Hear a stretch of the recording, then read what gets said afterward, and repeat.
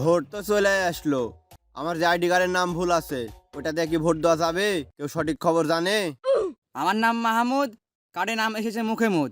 তাহলে তো আমাকে ভোট সেন্টারের আশেপাশেই যেতে দিবে না। অত এনআইডি কার্ডটা কি হবে? 4 বছর হচ্ছে ভোটার হওয়া, আজ পর্যন্ত ভোট দিতে দেওয়া লাগেনি। ভোটের চিন্তা বাদ দিক, কি করে নাম ঠিক করবো সেটা বলুক। আমারও এনআইডি কার্ডের নাম ভুল ছিল, 3 মাস ঘুরে 5,000 টাকা খাওয়া ঠিক করে নিছি। লিজের খেয়া পড়াক দিতে পারবো না। তাহলে আমার আর এবছর ভোট দেওয়া হলো না। কার্ডের নাম ঠিক করব না ভোট দিব? কেন? যেটা নাম আছে সেটা দিয়ে ভোট দিবে? এটা বাংলাদেশ, ভোট সেন্টারে এনআইডি কার্ড দেখে না।